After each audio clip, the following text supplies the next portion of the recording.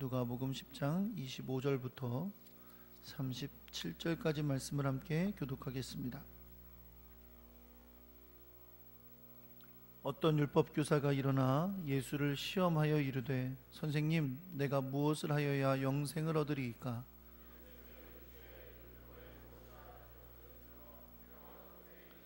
대답하여 이르되 내 마음을 다하며 목숨을 다하며 힘을 다하며 뜻을 다하여 주 너의 하나님을 사랑하고 또한 내 이웃을 내 자신같이 사랑하라 하였나이다.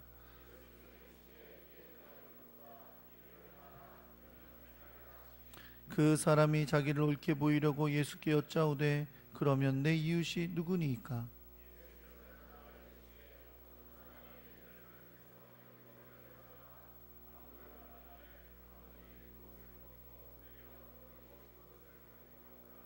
마침 한 제사장이 그 길로 내려가다가 그를 보고 피하여 지나가고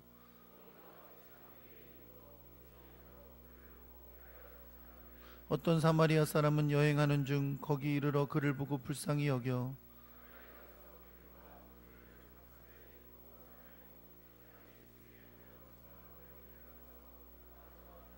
그 이튿날 그가 주막 주인에게 데나리온 둘을 내어주며 이르되 이 사람을 돌보아 주라. 비용이 더 들면 내가 돌아올 때에 갚으리라 하였으니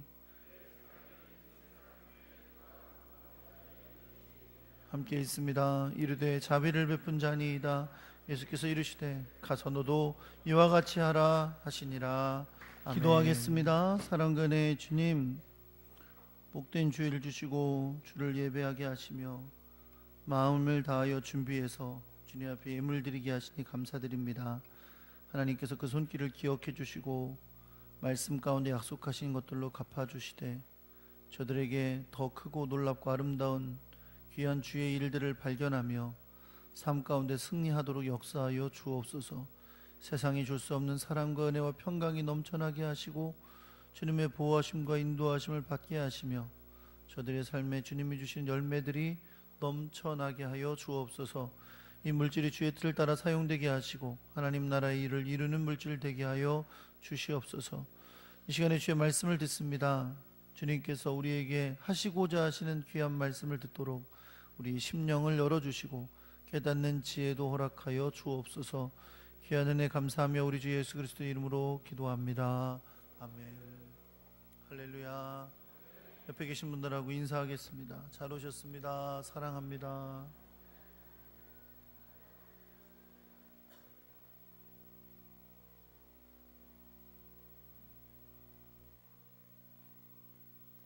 네, 어제 우리 최기송 집사님 딸 결혼식이 있었는데 오늘 가정에서 감사떡을 내시겠답니다.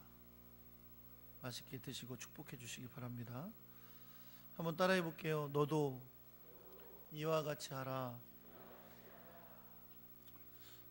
여러분 기억하실지 모르겠는데 얼마 전에 우리 교회에 와서 주일 저녁에 선교원신 예배 때 설교를 하고 피지로 선교사로 떠난 박정환 선교사가 있습니다. 박정환 선교사가 피지에 가서 선교를 하는 중인데 원래 이 친구가 축구를 굉장히 좋아하고요. 심판 자격증도 있고 그래요. 근데 축구를 통해 선교를 하고 있나 봐요. 그래서 피지에서 축구 대회를 열었답니다. 그래서 그 대회를 치르기 위해서 여러 가지 축구 용품이 필요한가 봐요. 근데 그곳에서는 그런 용품을 아무데도 살 수가 없다 그래요. 그래서 그 물품을 좀 구입해서 보내달라는 요청을 직접 받은 건 아니고 파송한 교회를 통해서 좀 받았습니다. 어쨌든 가능한 대로 도와드리려고 생각을 하고 있습니다. 사실 저희 교회는 선교와 또 구제와 이런 일에 대한 요청을 굉장히 많이 받습니다. 우리 교회뿐만이 아니죠. 어느 정도 규모 있는 교회라면 그런 요청을 굉장히 많이 받습니다. 선교지에서 어려운 일을 만나신 분들, 또 선교의 여러 가지 비용이 부족한 일들, 또 한국 국내에서도 여러 가지 어려운 일을 만나거나 또 선교의 목적과 뜻을 따라 행하다가 또 재정적인 어려움을 만난 여러 가지 일들에 대한 도움을 많이 받습니다. 다 도와드리고 싶죠. 다 협력하고 싶은데 그러지 못할 때가 참 많습니다. 우리의 재정적 여유도 부족하다고 느낄 때가 많고, 또 사실은 우리의 마음이 충분히 그 아픔을 함께 나누지 못해서 그러지 못할 때도 많이 있습니다. 그런데 사실 그렇게 돕지 못하고 지나쳐 버리고 나면 얼마나 마음이 아프고 안타까울 때가 많은지 몰라요.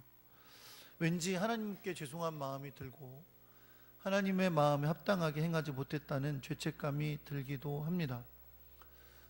저는 여러분과 제가, 그리고 우리 교회가 하나님의 귀한 일을 감당하는 가운데, 혹은 우리 이웃의 어려움 가운데 우리의 손을 내밀 줄 아는 사람들이 될 수 있기를 간절히 소망합니다. 그들의 도움의 요청과 또 간구를 무시하거나 주저하지 않고 도울 수 있는 그런 아름다운 마음이 여러분과 저에게 있기를 우리 주 예수 그리스도의 이름으로 축원합니다. 오늘 여러분과 제가 함께 읽은 본문의 말씀이 우리에게 그러한 도전을 주는 말씀이 될 거라고 믿습니다.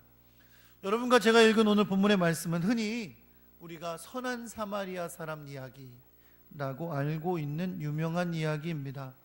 어떤 분들은 성경에 이 사람을 선하다고 지칭한 적이 없다 그래서 선한 사마리아 사람이라고 하지 말고 어떤 사마리아 사람이라고 하자, 이렇게 하는 분들도 있습니다.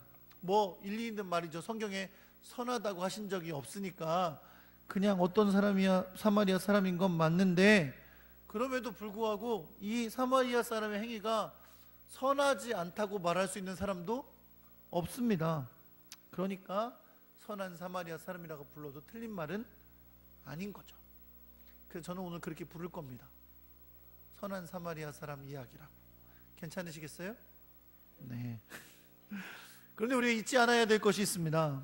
이 선한 사마리아 사람의 이야기는 실제로 일어난 일이 아니라는 거예요. 이 이야기는 실제로 일어난 이야기가 아니고 예수님께서 비유로 말씀하신 것입니다. 아주 막말하자면 예수님께서 지어내신 말씀이에요. 그것을 우리가 비유라고 부르는 것이죠. 물론 이 비유의 말씀이 일어날 수 있는 일이기도 합니다. 그러나 그럼에도 불구하고 이 이야기는 예수님께서 사람들을 가르치시려는 의도를 가지고 하신 말씀이다 라는 것을 우리가 기억해야 되고요. 그리고 예수님께서 가르치시고 계신 그 많은 사람들 가운데 이 말씀을 하시는 핵심적인 대상이 되는 사람, 그 사람은 바로 예수님을 찾아와서 질문을 던졌던 한 율법 교사였습니다. 그리고 이 이야기는 율법 교사가 던진 질문에 예수님께서 답을 하시는 가운데 나왔던 비유인 것입니다. 예수님께서 이 비유를 통해 율법 교사의 질문에 답하신 거라는 거예요. 그렇기 때문에 우리는 이 비유의 의미를 잘 이해하고 그 안에 담긴 주님께서 우리에게 주시는 말씀을 깨닫기 위해서는 율법 교사가 예수님에게 찾아와 던진 질문이 무엇이고 그 질문의 목적이 무엇이었는지를 잘 이해할 필요가 있습니다. 이 율법 교사가 예수님께 질문을 던진 이유를 성경은 이렇게 우리에게 알려줍니다. 뭐라고 말씀하냐면 이것은 예수님을 시험한 것이다 라고 말씀해요. 율법교사는 율법을 읽고 암기하고 연구하고 가르치는 것의 전문가입니다. 그는 많은 사람들에게 질문을 던지고 혹은 질문을 받는 방법으로 율법을 가르치는 일을 하던 사람이에요. 이것이 일반적으로 랍비라고 부르는 율법 교사들이 사람들에게 율법을 가르치는 방법이었습니다. 그런데 율법 교사는 예수님을 주목하여 보게 된 거예요. 이 예수님은 말씀도 잘 가르치고 또 많은 기적을 행하셔서 수많은 사람들이 예수님을 따랐거든요. 그래서 이 율법 교사는 예수님에게 질문을 던져서 그분에 대해서 알고 싶었습니다. 도대체 그가 가르치는 것이 무엇이기에 어떻게 이렇게 많은 사람들이 그를 따르는가 알려고 했다는 거죠. 그 성경은 그거를 율법교사가 시험하려 한다라고 말씀하고 있습니다.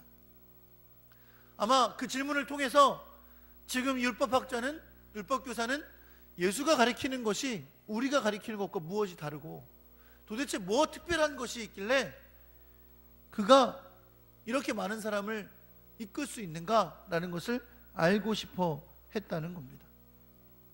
그래서 예수님에게 찾아와서 그 시험을 위한 질문을 던지는 것이죠. 근데 여러분, 만약에 율법 교사가 굉장히 어렵고 난해하고 아주 세부적인 것에 대해서 질문을 했다면 그건 아마 의미가 없었을 수도 있어요. 왜냐하면 유대인들 중에서도 많은 사람들이 이런저런 다른 의견을 가진 세부적인 것은 있었기 때문이죠. 여러분 생각해 보세요. 우리가 만약에 어떤 사람이 이단인가 아닌가를 알고 싶어서 무언가를 질문해야 된다 그러면 괜히 세부적인 거, 별거 아닌 거 이런 거 질문하지 않을 거예요. 아마 일반적으로 우리가 믿고 있는 거, 일반적으로 우리가 믿는 신앙과 무엇이 다른가를 알기 위해서 우리가 당연히 믿고 있는 것을 질문하겠죠. 그것이 틀리면 그는 이단이라고 여길 수 있을 겁니다. 율법학자도 마찬가지예요. 이 율법교사도 와서 예수님에게 질문하는데 예수님에 대해서 뭐 아주 세부적인 거, 사람들이 논쟁이 될 만한 거, 그런 걸 질문하지 않습니다. 아주 근본적인 것을 질문하죠. 뭐라고 질문해요? 내가 무엇을 하여야 영생을 얻으리까? 라고 질문합니다. 여러분, 이 질문은요, 사실 그 당시에 철학자들로부터 시작해서 많은 율법학자들도 다 매우 중요한 주제로 여기면서 공부하는 것들이지만 사실은 너무나 기본적이고 중요한 믿음에 관련한 것이기도 했습니다. 사실 내가 무엇을 하여 영생을 얻으리까 할 때 이 율법학자는 정말 그 답을 몰랐을까요? 아니요, 자기 답이 있어요.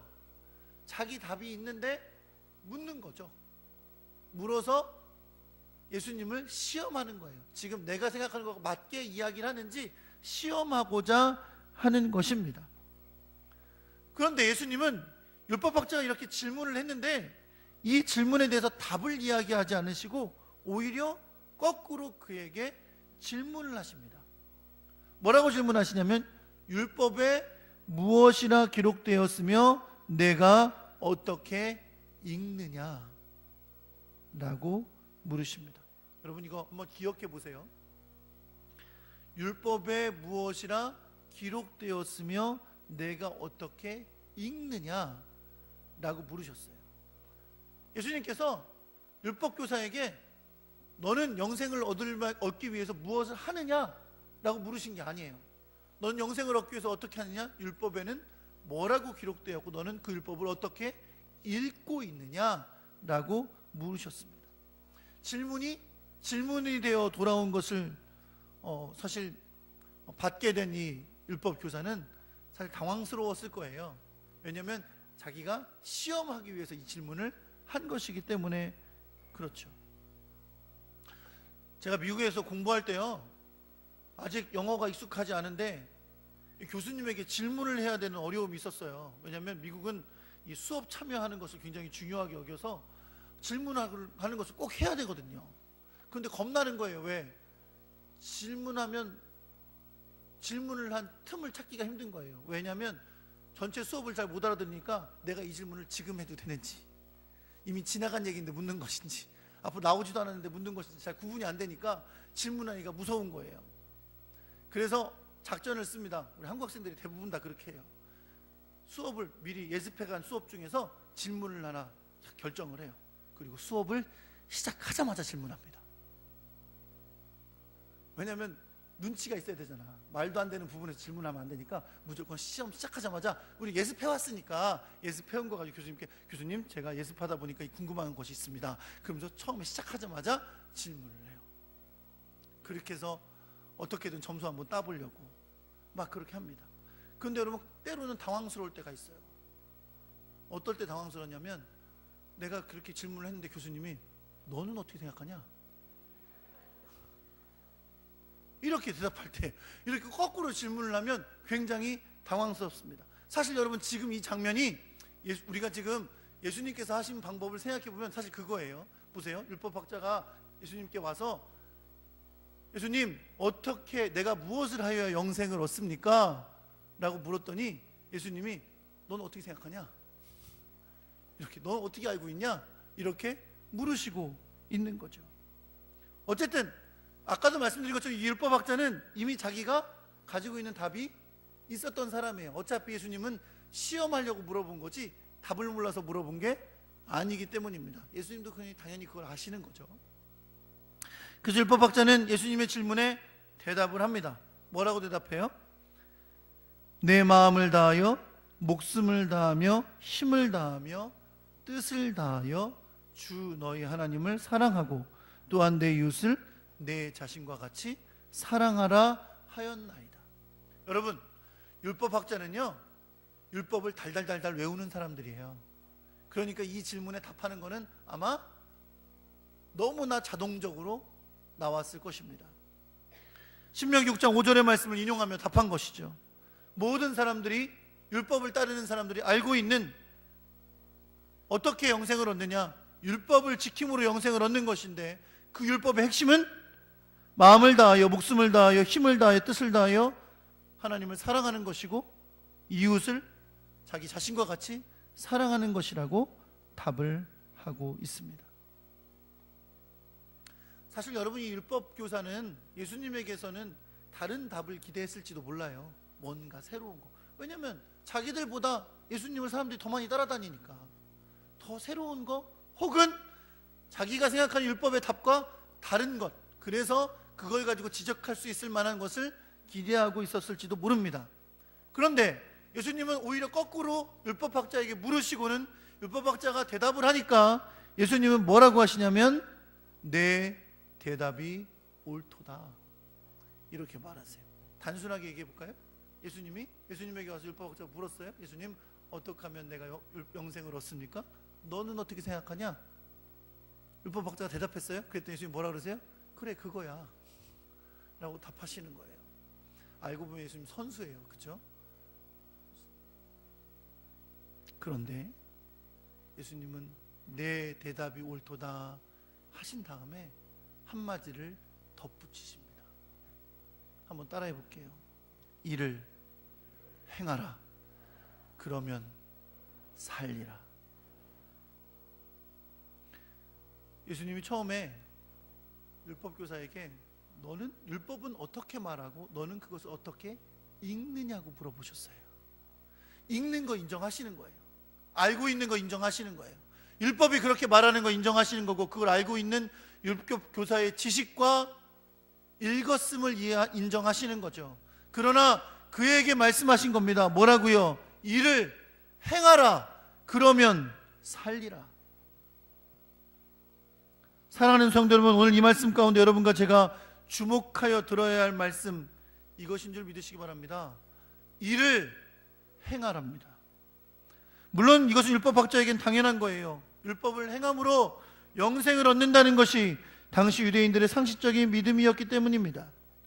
그런데 예수님은 굳이 그에게 이를 행하라 라고 하시면서 그러면 살리라 라고 영생을 얻는 길을 그렇게 가르쳐 주고 계신 겁니다. 그런데 율법학자는 이 질문과 답을 얻는 것에 그치지 않고 그 율법의 명령 안에 담긴 중요한 사실에 대해 덧붙여 질문을 합니다. 그 질문은 뭐였냐면 바로 내 이웃이 누구입니까? 라는 질문이었습니다. 본문 29절에 보니까요, 이 율법학자가 내 이웃이 누구입니까? 라고 질문을 한 것은 목적이 있었어요. 그 목적이 뭘까요? 자기를 옳게 보이려고 한 것이다 라고 말씀하고 있어요. 예수님이 율법이 뭐라고 말하느냐 그랬더니 율법교사가 다 대답했어요. 내 말이 옳다. 그런데 이것을 행해라. 그러면 살 거다 라고 말씀하셨거든요. 그 이야기를 들은 율법교사는 행하라는 말씀을 귀에 들었으니까 자기 자신을 예수님에게 옳게 보여야 했어요. 옳게 보이려면 어떻게 해요? 이것을 행하고 있음을 보여줘야 될 거 아니에요? 하나님을 사랑하는 거 어떻게 행하는 걸 어떻게 보여줘요?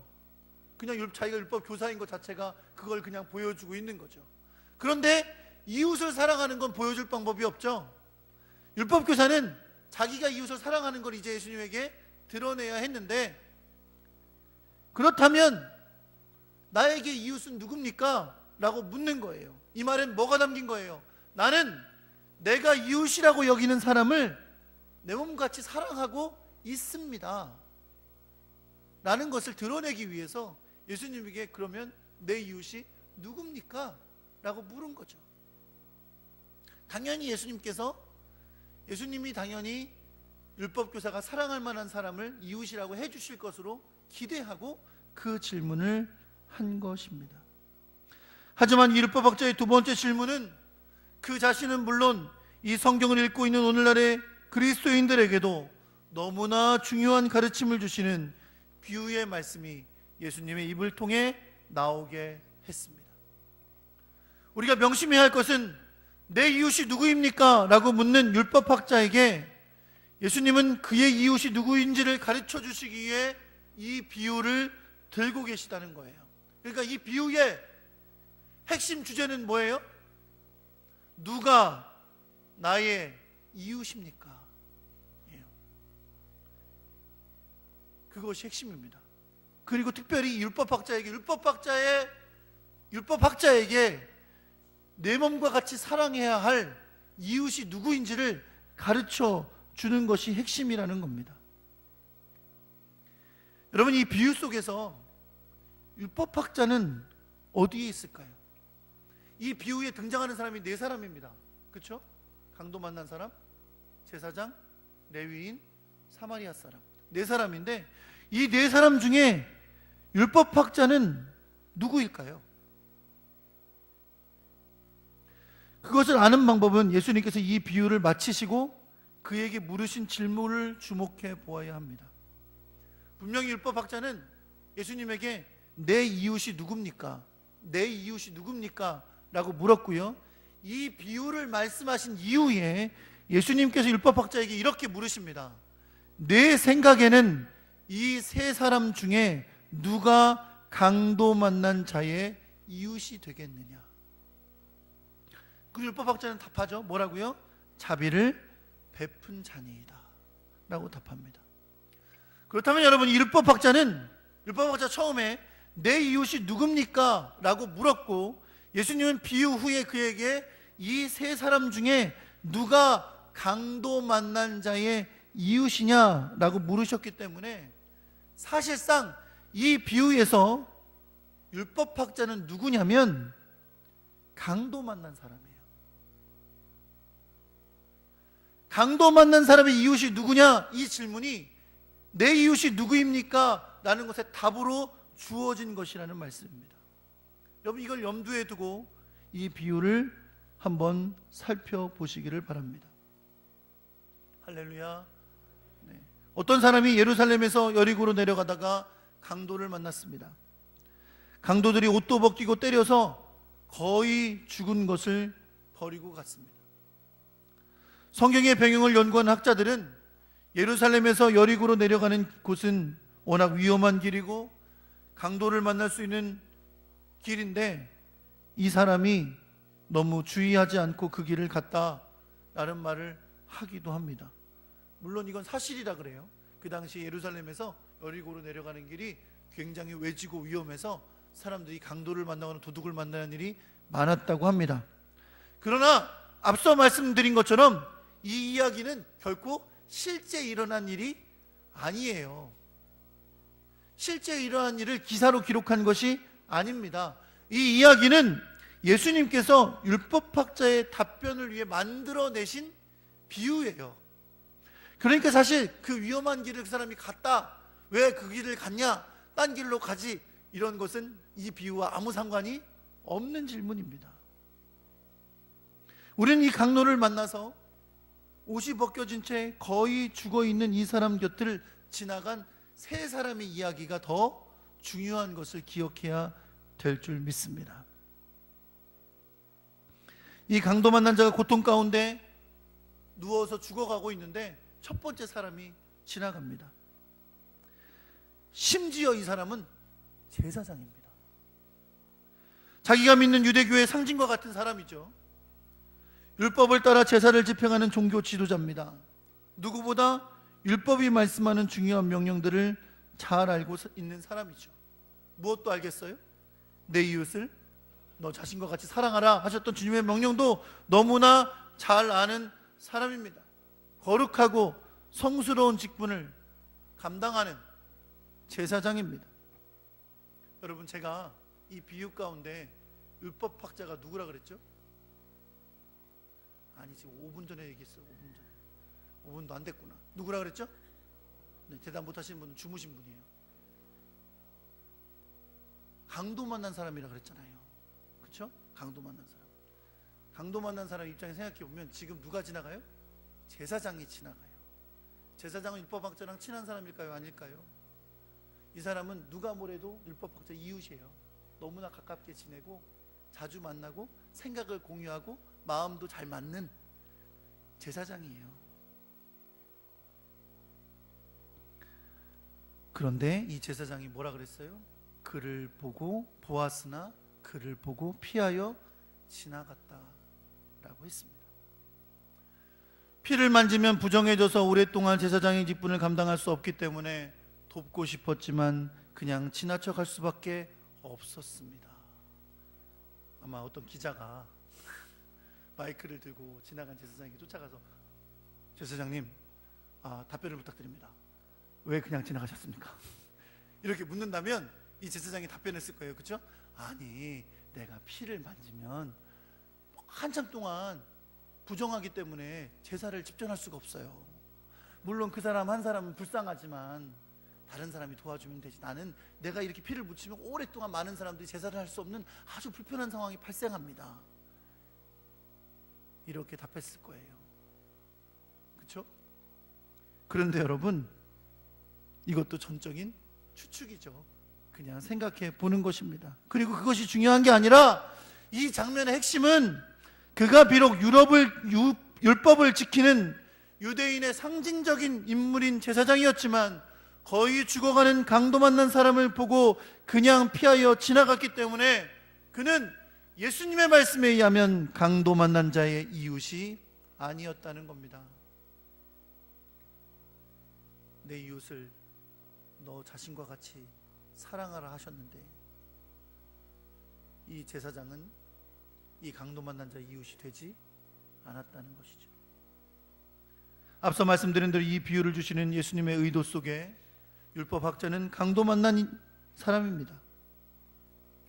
그에게 자신이 큰 고통 가운데 죽어갈 때 그를 돕지 않고 피해 지나가는 자는 그가 비록 율법학자와 진정 많은 것을 공유하는 제사장일지라도 만약에 그냥 지나친다면 그는 진정한 이웃이 될 수 없는 것입니다. 그 다음에 지나간 레위인에 대해서 너무 많은 새로운 의미를 찾을 필요가 없습니다. 레위인은 성전에서 하나님의 성전의 일을 돕는 거룩한 직분을 가진 지파의 사람입니다. 그러나 그도 피하여 지나갔습니다. 그도 강도 만난 자의 이웃이 아니었습니다. 레위인이 내 이웃을 내 몸과 같이 사랑하라는 명령을 몰랐을까요? 아니요. 그러나 그가 그냥 지나쳤기 때문에 그는 강도 만난 자의 이웃이 되지 못했던 것입니다. 우리는 드디어 이 비유의 주인공인 세 번째 사마리아 사람을 만납니다. 이 사람은 이 본문의 주인공입니다. 그가 이 본문의 주인공인 이유는 그가 바로 강도 만난 사람의 이웃이 되었기 때문입니다. 이 사마리아인은 비록 그가 눈으로 본 강도 만난 사람이 자신들을 원수처럼 여기고 멸시하는 유대인임을 알았지만 그 강도 만난 사람에게 기름과 포도주를 상처에 부어 싸매주고 자기가 타야 하는 짐승에 그 사람을 태워주고 주막으로 데려다가 돌보아 주었습니다. 그리고는 주막 주인에게 성인 한 명의 이틀품 싹인 2개의 데나리온을 주면서 그 주막의 주인에게 그 사람의 회복을 위해 애써달라고 부탁하고 더 필요하면 돌아올 때 주겠다고 끝까지 책임져 주었습니다. 사랑하는 성도 여러분, 강도 만난 사람을 보는 것은 나도 강도를 만날 수 있다는 두려움을 주는 일입니다. 시간과 재정적인 희생이 필요했던 일이었습니다. 그럼에도 불구하고 사마리아인은 기꺼이 그 어려움에 빠진 사람을 도와주었습니다. 주님은 이것을, 이웃을 자기처럼 사랑하는 것이라고 말씀하고 계십니다. 바로 이 사람, 비록 그가 사마리아인들을 무시하는 유대인일지라도 사마리아인들을 원수처럼 여기는, 개처럼 여기는 유대인이었지만 그가 강도 만나 죽어가는 것을 보고 그를 희생으로 섬겨주며 돌보아준 이 사람, 바로 이 사람이 강도 만난 자의 이웃이라는 겁니다. 성경이 말하고 있는 이웃은 바로 이런 사람이라는 겁니다. 결국 예수님의 이 비유를 통해 보게 되는 이 율법학자는 강도 만나 죽어가던 사람이었습니다. 그리고 예수님은 그 율법학자 이웃은 율법학자인 그에게는 동료나 다름없는 제사장, 레위인, 날마다 종교적인 것 같이 공유하고 제사 드리고 말씀 읽고 외우고 연구하는 그 사람이 아니라, 그 사람이 어려움에 빠졌을 때 자기를 희생하고 위험을 무릅쓰고 내 물질을 사용하고 시간을 투자해서 그를 도왔던 사람, 그 사람이 이웃이라고 말씀하고 있는 거죠. 율법학자인 그에게 사마리아인은 원수 같은 사람입니다. 입에도 꺼내기 싫은, 개같이 취급하는 그런 사람인데, 결국 율법학자는 자기의 입으로 이 사마리아인이 자신의 이웃이라고 말하게 되는 거예요. 예수님은 율법학자에게 이렇게 말씀하십니다. 가서 너도 이와 같이 하라. 사랑하는 성도 여러분, 이 비유의 시작이 예수님께서 무엇을 하여야 영생을 얻느냐고 묻는 율법학자에게 율법에 무엇이라고 기록되었냐고 물으셨던 것으로 시작됐음을 기억하시기 바랍니다. 그때 율법학자가 내 마음을 다하며 목숨을 다하며 힘을 다하여 뜻을 다하여 주 너의 하나님을 사랑하고 또한 내 이웃을 자신과 같이 사랑하라 하였나이다 라고 답했습니다. 그 답변을 들으신 예수님은 그에게 이렇게 말씀하셨어요. 뭐라고요? 내 답이 옳도다. 그런데 이를 행해라. 그러면 살리라. 이를 행해라 라는 말씀을 들었을 때 이 사람은 당연히 자기는 그걸 행하는 사람으로 옳게 여김을 받기 위해서 예수님께 질문했던 거예요. 누가 나의 이웃입니까? 그러나 이 선한 사마리아 사람의 비유를 말씀하시고 나서 예수님이 그에게 물으셨던 질문, 누가 이 강도 만난 자의 이웃이냐? 그는 강도 만난 자를 도왔던 사마리아인입니다. 가서 너도 이와 같이 해라. 다시 말해, 강도 만난 사람을 위해 그가 비록 사마리아인들을 원수처럼 여기는 유대인이었지만 그를 희생하고 돌보았던 그 사마리아인처럼 해라. 그것이 바로 이웃을 자기처럼 사랑하는 것이다 라고 말씀하고 있는 것입니다. 율법학자가 자기를 의롭게 보이려고 내 이웃이 누구입니까? 라고 물었을 때 그의 마음에 사마리아인은 결코 없었습니다. 그의 마음에 사마리아인은 이웃이 될 수 없는 사람입니다. 그와 항상 좋은 관계로 지내는 제사장, 레위인, 서기관, 바리새인, 동료, 율법 교사들, 그 사람이 자기에겐 이웃이죠. 그러나 주님은 그에게 당신이 당신의 몸같이, 당신 자신같이 사랑해야 될 이웃은 바로 강도 만난 사람이라고, 어려움에 빠진 사람들이라고, 내가 희생해서 도와줘야 될 사람들이라고 말씀하고 있는 거예요. 그 사람을, 저 사람의 아픔을 내 아픔으로 여기고, 저 사람의 고통을 내 고통으로 여기고, 저 사람이 당하는 어려움을 내 어려움으로 어길 수 있는 그 사람이 이웃이라고, 그것이 이웃을 사랑하는 것이라고 말씀하고 있는 것입니다. 사랑하는 반석교 성도 여러분, 로마서 5장 10절의 말씀에 보면 이런 말씀이 있어요. 곧 우리가 원수 되었을 때에 그의 아들의 죽으심으로 말미암아 하나님으로 더불어 화목하였다. 죄로 말미암아 우리가 하나님과 원수가 되었었습니다. 그러나 하나님은 그의 아들을 죽게 하심으로 우리로 하나님과 화목하게 하신 것을 여러분 믿으시기 바랍니다. 강도 맞는 자와 같았던 우리를 위해 피 흘리고 쓰러져 있는 우리를 위해 그 길로 그대로 가면 영원히 사망으로 갈 수밖에 없는 우리를 위해 그렇게 강도 만난 자와 같았던 우리를 위해 예수님은 십자가에서 우리를 위하여 죽으셨습니다. 원수되었던 우리를 위해 강도 맞는 자와 같았던 우리를 위해 주님은 희생하심으로 물과 피를 흘리심으로 아무것도 남김없이 우리에게 내어주심으로 구원하여 주신 주님은 선한 사마리아인과 같은 분이셨습니다. 그 주님께서 우리에게 이렇게 말씀하십니다. 너희도 가서 그렇게 해라. 새 계명을 너희에게 주노니 서로 사랑하라. 내가 너희를 사랑한 것 같이 너희도 서로 사랑하라 라고 말씀하십니다. 사랑하는 성도 여러분, 내가 사랑할 수 있는 사람을 사랑하는 것은 이방인들도 하는 겁니다. 마음이 잘 맞는 사람을 사랑하는 거, 내 친구, 가족, 친척 사랑하는 거 이방인들도 하는 거라고요. 불신자들도 하는 겁니다. 그렇다고 하지 말라는 거 아니에요. 가족 사랑해야죠. 친구 사랑하고 직장 동료 사랑하고 섬겨줘야죠. 그러나 우리가 이웃이 되어 주어야 할 사람, 바로 강도 만난 사람들입니다. 영적으로 강도 만난 사람들, 육체적인 일로 강도 만난 사람들, 재정적인 공핍에 빠져 있는 사람들, 사회적인 어려움에 고통당하는 사람들, 그들의 이웃이 되는 일이 희생과 섬김을 요구할지라도 주님은 우리에게 그들의 이웃이 되라고 말씀하고 계신 것을 여러분 믿으시기 바랍니다. 이것이 바로 오늘 성경이 말하고 있는 이웃을 내 몸과 같이 사랑하는 것입니다. 하고 싶은 말이 많지만 한 가지 여러분에게 질문을 던지면서 오늘 말씀을 마치려고 해요. 여러분에게 이웃은 누굽니까?